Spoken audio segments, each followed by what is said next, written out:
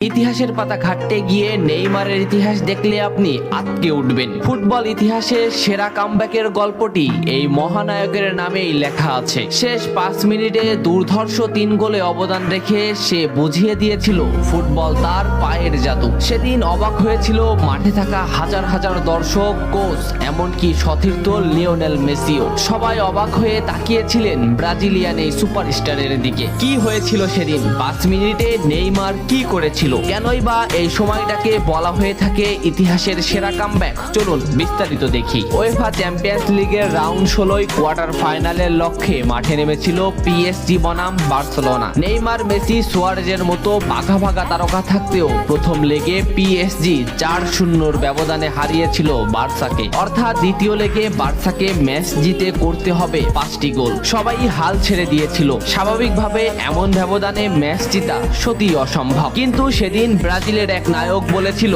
এটা সম্ভব, আমরা এটা করে দেখাবো। যেভাবেই হোক না কেন আমরা দলকে ম্যাচ জেতাতে চাই। 2017 সালের 8 মার্চ অনুষ্ঠিত হয় এই ম্যাচের দ্বিতীয় লেগ। ম্যাচের শুরু থেকেই ক্ষিপ্ততা আর দক্ষতা দেখাতে শুরু করেন নেইমার। এই ম্যাচে যেন আবির্ভাব হয় কোনো এক নতুন নেইমারের। এই নেইমারকে তো কেউ চেনে না। ম্যাচের 3 মিনিটেই লুইস সুয়ারেজ পেয়ে যায় প্রথম গোলের দেখা। এরপর নেইমারের ক্ষিপ্ততায় একের পর এক আক্রমণ সাজাতে থাকে বার্সা। এদিন যেন নেইমারকে কোনোভাবেই আটকাতে পারছিল না পিএসজি। নেইমারকে আটকাতে একের পর এক ফাউলই বেছে নিয়েছিল তারা। ম্যাচের 40 মিনিটে লেভিনের আত্মঘাতী গোলে বার্সা পায় দ্বিতীয় গোলের দেখা। ম্যাচের 50 মিনিটে ক্ষিপ্ত থাকা নেইমারকে ডি বক্সের ভিতর ফাউল করে ফেলে দেওয়া হয়। এতে বার্সা পেয়ে যায় পেনাল্টিতে গোল করে দলকে এগিয়ে নেন লিওনেল মেসি। তবে যেমনটা ভাবছিলেন এই ম্যাচের গল্প ফুটবল বিধাতা তেমন ভাবে লেখেননি। 62 মিনিটে বার্সার কফিনে শেষ প্যারাটা পুড়ে দেন এডিনসন কাভানি। এতেই স্তব্ধ হয়ে যায় ক্যাম্প নু।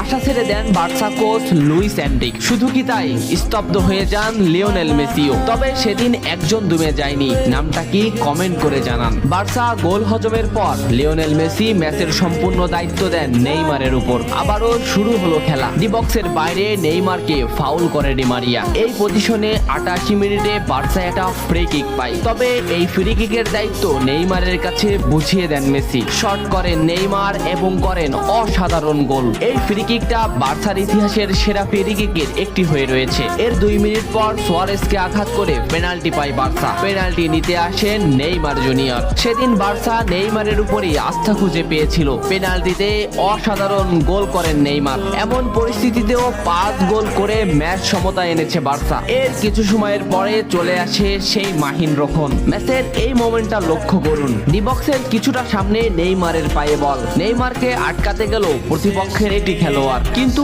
নেইমার শর্ট মোমেন্ট নিয়েও শট না করে বলটি সামনে আগালেন। এই মোমেন্টটা লক্ষ্য করুন। নেইমার একবার গোলের দিকে তাকালেন। এতেই সে বুঝে ফেলেছে কোথায় বলটি দিতে হবে। নেইমার শট নিলেন। আপনি সাধারণ চোখে এটাকে একটা শট দেখলেও এটা হলো সেই শট যা লিখেছিল ইতিহাসের সেরা কামব্যাকের অধ্যায়। নেইমার এমন ভাবে শটটি নিয়েছিলেন যাতে রবের্তো শুধু পা লাগিয়ে গোল করেছিলেন। শেষ 5 মিনিটে সেরা 3টি গোলে অবদান রেখে সেদিন ইতিহাসের সেরা কামব্যাকের নায়ক হয়েছিলেন ব্রাজিলিয়ান এই সুপারস্টার। সবাই যেখানে স্তব্ধ হয়ে গিয়েছিল নেইমার সেখান থেকেই শুরু করেছিলেন। নেইমার বুঝিয়ে দিয়েছিলেন নিজের দৌড়ত্ব।